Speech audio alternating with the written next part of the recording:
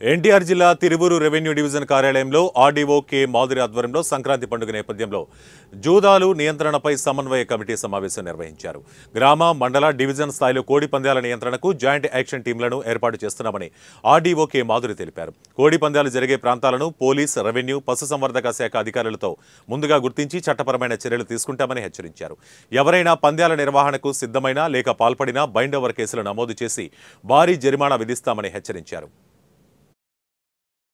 తీసుకోవాలనే దానిపైన డీటెయిల్గా డిస్కస్ చేయడం జరిగిందండి.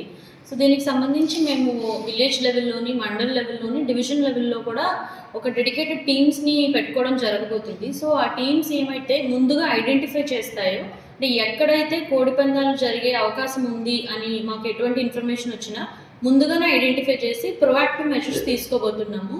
అండ్ పండుగ జరిగే 3 రోజులు కూడా చాలా మా పోలీస్ వాళ్ళు, రెవెన్యూ వాళ్ళు, యానిమల్ హస్బెండరీ వాళ్ళు ముగ్గురం కూడా కోఆర్డినేట్ చేసుకుని స్ట్రిక్ట్ మెజర్స్ ఇంప్లిమెంట్ చేస్తాము. అండ్ ఎవరైనా ఈ అఫెన్స్ చేస్తూ దొరికినా ఆర్ చేయబోతున్నట్టు మాకు తెలిసినా ముందుగా బైండ్ ఓవర్ కేసెస్ పెడతాము. అండ్ వాళ్ళపైన వేసే పెనాల్టీ కానివ్వండి, వాళ్ళపైన తీసుకునే చర్యలు కానివ్వండి చాలా స్ట్రిక్ట్గా, హార్ష్గా ఉండబోతుంది.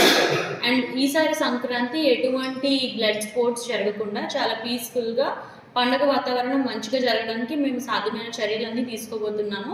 దీన్ని ఎఫెక్టివ్గా ఇంప్లిమెంట్ చేయడం కోసం మండల్ స్థాయిలో కంట్రోల్ రూమ్ పెట్టబోతున్నాము.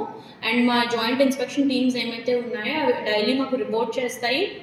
ఎటువంటి మెటీరియల్ దొరికినా లేకపోతే పర్సన్స్ ఐడెంటిఫై అయినా వాటిపైన కూడా వెంటనే యాక్షన్ తీసుకుని కేసెస్ పెడతాము. అండ్ మెటీరియల్ మొత్తం సీజ్ చేయబోతున్నాము. సో దీనికి సంబంధించి ఇదే వారం మనం ఇంకొక 2 రోజుల్లో ఒక అవేర్నెస్ క్యాంప్ కూడా కండక్ట్ చేసుకోవడం జరగబోతుంది.